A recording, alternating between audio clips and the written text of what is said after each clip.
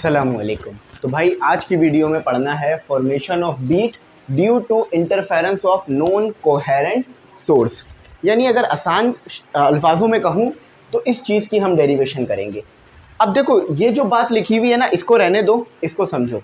आपने अभी थोड़ी देर पहले एक टॉपिक पढ़ा था, मैंने कुछ टाइम पहले आपको पढ़ाया था, कंस्ट्रक्टिव इंटरफेरेंस, डिस्ट्रक्टिव इंटरफेरेंस। तो कंस्ट्रक्टिव इंटरफेरेंस के लिए क्या इक्वेशन बनती है, डिस्ट्रक्टिव इंटरफेरेंस के लिए क्या इक्वेशन बनती है, हमने उसी चीज़ को यहाँ पर देखना है। कंस्ट्रक्टिव इंटरफेरेंस क्या होता है बता देता हूँ, डिस्ट्रक्टिव भी बता देता हूँ, फिर इस इक्वेशन को यानी इस डेरिवेशन को करा देता हूँ। चलो कंस्ट्रक्टिव इंटरफेरेंस देखो। देखो भाई बहुत आसान चीज़ है, बिल्कुल भी अपने दिमाग पे स्ट्रेस नहीं लो, मैं इधर हूँ, टेंशन आपको दूर हो जाएगी, ठीक है।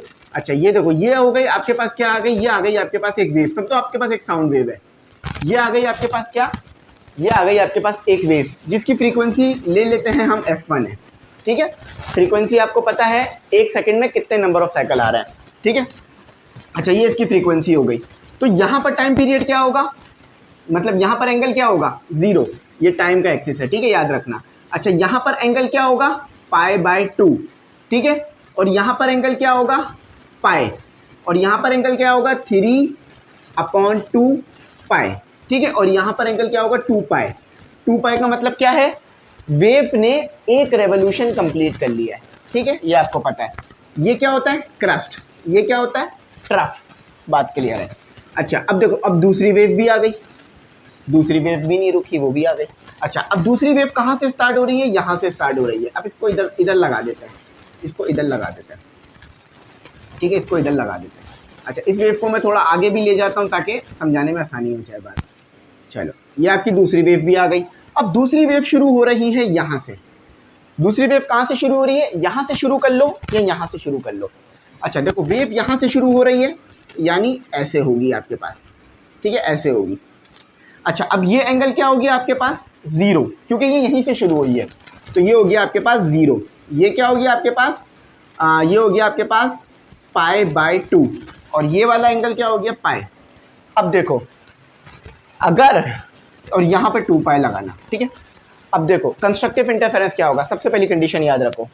कंस्ट्रक्टिव इंटरफेरेंस में आपके पास क्या होता है, दो कोहेरेंट वेव्स। अब कोहेरेंट क्या होता है, सेम फ्रीक्वेंसी हो, यानी जितने साइकिल एक सेकंड में ऊपर वाली वेव के आ रहे हैं उतने ही साइकिल एक सेकंड में नीचे वाली वेव के आने चाहिए, ठीक है। सेम फ्रीक्वेंसी हो, सेम वेव लेंथ हो, सेम सोर्स से आ रही हो, तो ये कोहेरेंट सोर्स ऑफ साउंड हो जाएंगे। अगर लाइट वेव है तो कोहेरेंट सोर्स ऑफ लाइट हो जाएगा, ठीक है। अच्छा अब अगर फेज डिफरेंस, अब फेज क्या होता है ये समझो। देखो भाई पोजीशन, पोजीशन क्या है वेव की, ये फेज होता है। अब फॉर एग्जांपल यहाँ पर है आपका पॉइंट, तो यहाँ पर फेज क्या बन रहा है, 2π, यानी 2π की पोजीशन है आपके पास, ठीक है। अब यहाँ पर फेज क्या बन रहा है, 0।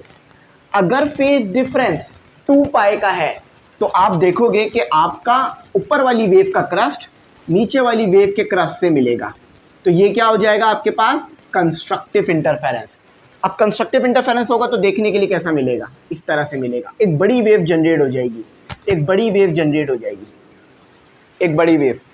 अगर फेज डिफरेंस 0 या even integral multiple, even integral multiple से क्या मुराद है, अगर फेज डिफरेंस, इसको फेज डिफरेंस के लिए बताते हैं, 0 है, 2π है, 4π है, 6π है, और इसी तरह से कुछ भी ले लो, लेकिन इवन नंबर लेना। अगर ऐसा है तो आपको कंस्ट्रक्टिव इंटरफेरेंस देखने के लिए मिलेगा, यानी एक वेव का क्रस्ट दूसरी वेव के क्रस्ट से मिलेगा, एक बड़ी वेव जनरेट होगी।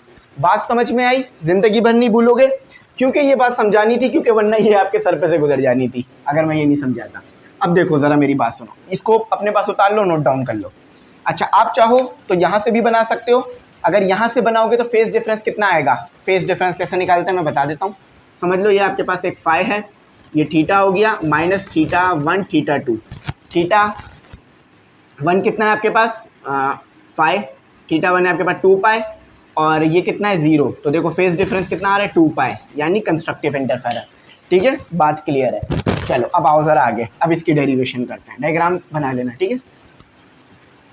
अच्छा अब देखो, अभी मैंने क्या किया, कंस्ट्रक्टिव इंटरफेरेंस, यानी एक रिजल्टेंट वेव आई, एक तीसरी वेव बनी दो वेव के मिलने की वजह से। फॉर एग्जांपल आप चाय बनाते हो ना तो पत्ती और चीनी तो डालते हो, पत्ती और चीनी के डालने से एक मज़ेदार चीज़ चाय आ जाती है, बड़ी मज़ेदार चीज़।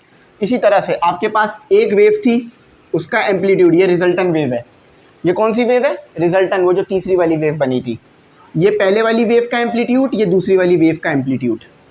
एम्पलीट्यूड कह लो या डिस्प्लेसमेंट कह लो, एम्पलीट्यूड ना कहो, डिस्प्लेसमेंट कहो। ये पहली वाली वेव का डिस्प्लेसमेंट, ये दूसरी वाली वेव का डिस्प्लेसमेंट।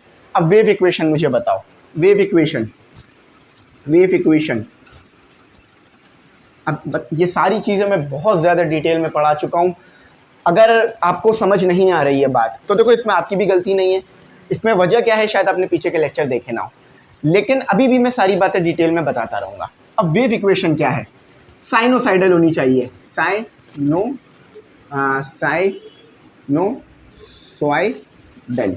ठीक है, अब ये स्पेलिंग में थोड़ा मिस्टेक हो सकती है, लेकिन ये साइनोसॉइडल होगी। ठीक है, साइनोसॉइडल वेव होनी चाहिए। अगर साइनोसॉइडल नहीं होगी तो फिर वो अलग किस्म से डील होगी। चलो तो इसको आगे कंटिन्यू करते हैं। तो y1 क्या आएगा आपके पास? y1 आएगा आपके पास a0, ठीक है, साइन वेव बना रहा हूँ, साइन थीटा के एक्स माइनस ओमेगा टी। ये पढ़ा था आपने, मैंने पढ़ाया था आपको याद होगा। अच्छा, ये क्वेश्चन नंबर 1 हो गई आपकी, ठीक है। अच्छा, अब बुक में जो चीज़ें मैं अभी लिखूंगा ना वो नहीं दी हुई आपको उन्होंने, तो इसीलिए टीचर की इंपॉर्टेंस यहाँ पर आपके लिए ज़्यादा बढ़ जाती है, क्योंकि बुक में चीज़ें शॉर्ट करके दी हुई हैं। अच्छा, अब y2 देखो क्या दिया हुआ है, a0 साइन थीटा, यानी थीटा की जगह आ जाएगा के एक्स माइनस ओमेगा टी। अब यहाँ पर फेज डिफरेंस भी रहेगा तो वो माइनस में आएगा फाई कर, ठीक है, सही है, फाई रहेगा। आई होप आपको यहाँ तक बात समझ में आ गई होगी। अच्छा, अब देखो, अब हमने करना क्या है, अब हमने इन दोनों को ऊपर पुट कर देना है, पुट इन इक्वेशन 1। अच्छा, इक्वेशन 1 क्या होती है? y is equal to, equation 1 क्या बन जाएगी? y is equal to A naught sine के X minus omega T plus A naught, देखो y2 की जगह क्या आ गया? ए नॉट साइन के X minus omega T minus five. बात क्लियर हुई? समझ में आई? कोई मुश्किल नहीं? सर बात समझ आ रही है। अच्छा, अब ज़रा देखो, इसको आसान बनाने के लिए एक काम करते हैं, इसको a के बराबर ले लेते हैं, इसको b के बराबर ले लेते हैं, क्योंकि मैं एक आइडेंटिटी लगाऊंगा। तो a किसके बराबर है? के एक्स माइनस ओमेगा टी, ठीक है। b किसके बराबर है? के X minus omega T minus five, ठीक है। तो ये किसके बराबर आ गया? a नॉट साइन a के बराबर आ गया, सिंपल a आ गया, प्लस a नॉट बना लो, ठीक है, साइन, और आ गया आपके पास b। अब देखो, a यहाँ भी है, a नॉट यहाँ भी है, कॉमन निकाल लो, आसान हो जाएगा आपका काम। a naught sine a plus sine b, sine b। अब ज़रा दिमाग में कुछ क्लिक किया, आइडेंटिटी याद है? अगर sine alpha plus sine beta is equal to 2 cos alpha plus beta upon 2 sine alpha minus beta upon 2, याद आया? मैथ में अभी तो पढ़ा है भाई, अभी तो पढ़ा है, अभी आप इतनी जल्दी कैसे बोल सकते हो? चलो, अगर नहीं भी आ रहा तो कोई मसला नहीं है। ज़रा देखो, सम की आइडेंटिटी क्या है? If two trigonometric ratio are in sum, तो क्या होगा आपके पास? फॉर इसको देखो क्या होगा, साइन, अब वहाँ पे अल्फ़ा था, यहाँ ए बोल दिया, मसला तो नहीं है, एंगल तो हम ले सकते हैं। साइन ए प्लस साइन बी किसके बराबर था? याद करो, बिल्कुल सही, 2 cos A plus B upon 2 sign A minus B upon 2। याद आया? बिल्कुल याद आ गया होगा, बड़ी आसान सी चीज़ है, हमने इसे पढ़ा हुआ है तो हम भूल नहीं सकते हैं, ठीक है। चलो आगे चलते हैं। अच्छा, एक छोटी सी करेक्शन कर लो, बस छोटी सी गलती हुई है मुझसे, हो जाती है भाई हमसे भी, ये इधर माइनस है उधर प्लस है, ठीक है, इधर माइनस है उधर प्लस है। अच्छा, अब देखो, साइन यहाँ पर ये ब्रैकेट लगाओ, ठीक है, यहाँ पर ये ब्रैकेट लगाओ, क्योंकि ये ए नॉट कॉमन निकाले ना तो दोनों के साथ था, ठीक है। अच्छा, साइन ए, अच्छा हमने कॉमन नीचे निकाला है, सॉरी, सही काम करा था, उसको गलत कर दिया मैंने, सब कुछ सही है, कॉमन नीचे निकाला है। देखो, साइन ए प्लस साइन बी की जगह क्या आ जाएगा? साइन ए प्लस साइन बी किसके बराबर है, 2 cos A minus B upon 2 sign A plus B upon 2। जब आपको ये बात पता चल गई है तो आप इसको कैसे लिख सकते हो, अब आपको यूज़ करना पड़ेगा स्क्वायर ब्रैकेट। तो 2 मस्ट है, 2 cos A minus B upon 2 और प्लस नहीं आएगा, मल्टीप्लाई हो रहा है, साइन ए प्लस बी अपॉन 2। चलो क्लैरिटी, परेशानी, टेंशन बिल्कुल भी नहीं है क्योंकि मैं बात पूरी क्लियर कर रहा हूँ। अच्छा अब ज़रा मेरी बात सुनो, ए और बी जिस फॉर्म में लिए थे, देखो अगर पहले मैं ए बी पे ये फॉर्मूला लगवाता कितना मुश्किल हो जाता ना सम वाला, तो इसीलिए मैंने उसे ए बी सपोज करके इस तरह करा, जो ए लिया था बी लिया था वापस वही चीज़ वापस ले आओ। आपके दोस्त ने उधार लिया था, आपने बोला वापस दे दो मेरे पैसे। चलो अब ए बताओ मुझे भाइयों, और साथ साथ बहनें भी बताएंगी। अच्छा अब देखो यहाँ पर मुझे यूज़ करना पड़ेगा स्क्वायर और करली ब्रैकेट। देखो यहाँ करली आ गया, ठीक है, यहाँ स्क्वायर आ गया। अब ए क्या है, देखो ए हमने किसके बराबर लिया था, के एक्स माइनस ओमेगा टी। अब बुक में ऐसे नहीं दिया हुआ आपको। और बी किसके बराबर है, के X minus omega T with -5, ठीक है। अच्छा अब देखो यहाँ मेरे पास जगह नहीं है तो मैं साइन को यहाँ नहीं लिखूंगा, यहाँ लिखूंगा। आपके पास जगह होगी तो आप आगे लिखना। साइन किसके बराबर है, और डिवाइड में 2। साइन बराबर है आपके पास, ए क्या है, के एक्स माइनस ओमेगा टी। देखो यहाँ पे देख लो ए ये लिखा हुआ, परेशान नहीं होना, ठीक है, ओमेगा टी, ठीक है। और फिर आएगा प्लस ए एक्स माइनस ओमेगा टी -5, ठीक है। ये लो, बात समझ आई यहाँ तक, कोई मुश्किल परेशानी टेंशन वाली बात बिल्कुल भी नहीं है। आखिर में करली ब्रैकेट इस्तेमाल हुआ। अच्छा देखो अब जरा साइन को खोल दो, कॉस को खोल, मतलब ब्रैकेट्स को सॉल्व कर दो। 2 कॉस के X minus omega T minus के X minus omega T minus minus plus, तो ये हो गया 5, ये आ गया आपके पास यहाँ पर। अच्छा इसके नीचे भी 2 है, ये 2 आ गया, सही है, कुछ नहीं किया, बस माइनस को सॉल्व करके ब्रैकेट खोल दिया मैंने। अच्छा अब साइन आ जाओ, तो साइन में आपके पास आएगा के X minus omega T plus के एक्स माइनस ओमेगा टी -5। बस कुछ नहीं किया, ब्रैकेट्स सॉल्व कर दिया। देखो भाई माइनस का के एक्स प्लस के एक्स को बिल्कुल ख़त्म करेगा, माइनस का ओमेगा टी प्लस के ओमेगा टी को बिल्कुल ख़त्म करेगा, माइनस का ओमेगा टी नहीं, माइनस का वो भी है, माइनस का ओमेगा टी ऐसे ही रहेगा क्योंकि हमारे पास प्लस था ना, तो इसलिए वो कैंसिल नहीं होगा। तो ये वाली जो टर्म है वो पूरी एज इट इज़ रिपीट हो जाएगी, ठीक है। ये 2 आ जाएगा इसके नीचे। चलो यहाँ तक मैं उम्मीद करता हूँ बात समझ में आ गई होगी, ठीक है। तो चलो आगे चलते हैं। अब आगे क्या आ रहा है, y इज इक्वल टू, ये प्लस हो रहे हैं आपस में, इन्हें मैं भी प्लस करके आपको दिखाता हूँ, ठीक है। तो ब्रैकेट मस्ट है, स्क्वायर ब्रैकेट आएगा। अच्छा तो ये हो गया 2 कॉस, ठीक है। आपके पास क्या बचा है, जस्ट आपके पास बच रहा है, क्या बच रहा है, थीटा, ये 5/2 बच रहा है, 5/2 ये एंगल है, ठीक है। अच्छा अब साइन भी आ जाएगा।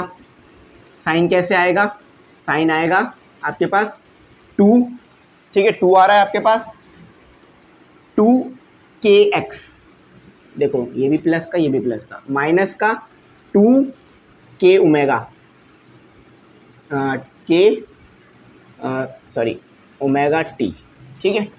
और बस ये -5 एज इट इज़ आ गया, ठीक है। ये इसके नीचे आ गया, सबके नीचे 2 आ रहा है, होल पे 2 आ रहा है, ठीक है, अलग पे 2 नहीं है, होल पे 2 है, इस चीज़ को बड़ा ध्यान में रखना। अच्छा देखो ये वाली चीज़ को आपको नज़र आने लग गई है। अब थोड़ा सा मैं और फाइनल कर देता हूँ, ये आपके पास पूरी इक्वेशन हो जाएगी। तो ये 2 हो गया। अच्छा ये आपके पास अच्छा देखो ये ब्रैकेट अब यहाँ पर ना ब्रैकेट लगाने की तो ज़रूरत नहीं है। उसकी वजह ये है कि ये ए नॉट तो मल्टीप्लाई ही हो रहा है, तो इस ब्रैकेट को हम हटा देते हैं। 2 कॉस 5/2, सही है। अच्छा देखो 2 कॉमन आ रहा है, कॉमन निकाल लो, तो कॉमन आ गया। साइन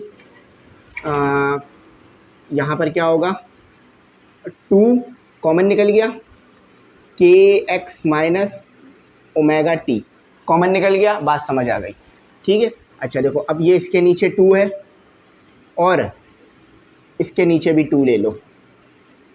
अब ये मैंने कोई गलत काम किया है? देखो मैंने 2 स्टेप डायरेक्ट करे लेकिन गलत काम नहीं किया है। कैसे? दोबारा मैं सॉल्व करूँगा, ऊपर वाली चीज़ आ जाएगी, यानी मैंने सही किया है। देखो कैसे कि अगर मैं दोबारा को 2 को वापस कॉमन ले लूँ तो ये 2 ही हो जाएगा आपके पास, ठीक है, ये 2 हो जाएगा। और अब वीडियो में अगर कुछ हो तो फिर एडजस्ट कर लेना आप लोग, ठीक है, क्योंकि वीडियो नहीं रोक सकता मैं। तो यहाँ पर देखो ये 2 हो जाएगा एलसीएम लेने से, दोबारा इसको मल्टीप्लाई करा दोगे जो चीज़ है वो आ जाएगी, यानी हमने काम सही किया, गलत नहीं किया। तो इस 2 से ये 2 कैंसिल हो जाएगा, जो आपकी इक्वेशन थी वो आ गई, ठीक है। ये लो साइन के X minus omega T minus, ये लो जो चीज़ चाहिए था वही लाया हूँ, यहाँ कुछ नया लाया हूँ। देखो y is equal to y 2। अच्छा देखो 2 वो आगे था, पीछे लिख लो, कोई मसला नहीं है, मल्टीप्लाई हो रहा है, 2 को आगे लिख लो, ठीक है। 2 वहाँ ए नॉट, वहाँ ए बोला है, हमने ए नॉट ले लिया, कोई मसला नहीं है। कॉस 5/2 साइन के एक्स ओमेगा टी माइनस 5/2। तो वी आर राइट, हमने सही काम करा। अगर नहीं करते तो कभी भी ऐसा नहीं आता। तो ये था हमारा काम, इसीलिए इसमें लगा हमारा टाइम, लेकिन मैंने काफ़ी जल्दी कराया है। मुझे पूरी डेरिवेशन में पता है आप कहीं नहीं फंसोगे, अगर फंसोगे तो सिर्फ इस छोटे से स्टेप में, वो मैंने क्लियर कर दिया है, क्योंकि मेरे पास ज़्यादा जगह नहीं थी कि मैं 2-3 स्टेप डाल सकता, तो इसलिए मैंने एक ही में डाल दिया। अच्छा अब देखो इसी चीज़ को यहाँ पर पढ़ भी लो, इन वर्ड्स भी लिखा हुआ है, the principle of superposition shall be applied. Principle of superposition कब अप्लाई हो रहा है? जब कंस्ट्रक्टिव इंटरफेरेंस हो रहा है, ठीक है। अच्छा 2 हार्मोनिक ट्रैवलिंग वेव्स। अब हार्मोनिक वेव्स कौन सी होती हैं? वो वेव जिनकी वेलोसिटी कांस्टेंट हो, या सिंपल ये कह लो, सिंपल हार्मोनिक मोशन पढ़ा था, उसमें सिंपल हार्मोनिक मोशन क्यों कहते थे? क्योंकि मोशन अपने आप को रिपीट करता था, यानी जो वेव बनती थी वो दोबारा सेम पीरियड ऑफ टाइम के बाद दोबारा बन जाती थी। तो यहाँ भी ऐसा ही होता है, जो वेव बन रही होती है वो सेम पीरियड ऑफ टाइम के बाद दोबारा बन जाती है। Travelling waves in the same direction in a medium. दोनों वेव्स जो कंस्ट्रक्टिव इंटरफेरेंस कर रही हैं सेम मीडियम में ट्रैवल कर रही हैं।